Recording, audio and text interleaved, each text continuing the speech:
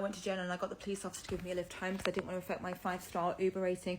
A few months ago, I was woken up in the early hours of the morning from a police officer and a phone call that said, somebody you know has reported you for harassment 4 times. Alas, I am not incarcerated, nothing was happening and I was not harassing anybody.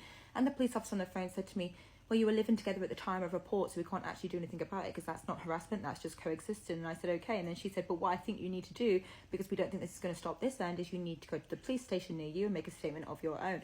So I called my friend and she came around and we called the hotline together and I explained the whole situation. And the woman on the phone was like, well, we need you to bring in your evidence. We need to see all your evidence and we need to get it on file. And I said, that's fine. Give me a time and a date and I can come and do that.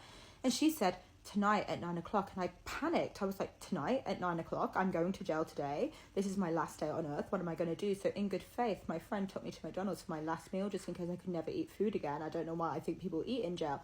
And then she dropped me off at the police station. She couldn't come in because it's a private situation. So I went in on my own. I didn't have a car at the time. 3 hours later, after giving my statement, I came out. It was midnight and it was cold and it was dark. And the policeman said to me, how are you getting home? I said, well, I don't want to affect my 5-star Uber rating as I work really hard for that. And I don't want the Uber driver to think I'm a criminal or a prisoner. And so I'm going to just go 5 minutes down the road. I'm going to walk that way and then I'm going to get an Uber from there. He was like, you can't do that. It's cold and it's dark and it's late.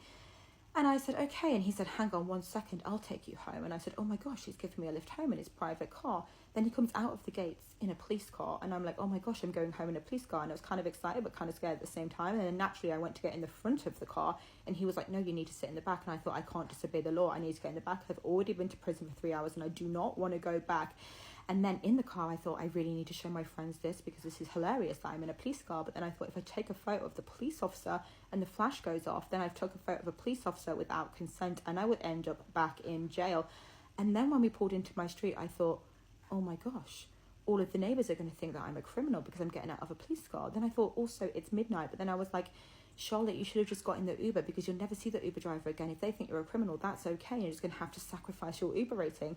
Anyway, none of my neighbours have mentioned it to me since or talked to me about it, so I think I got away with it. But yeah, that is my story of how I came home from jail.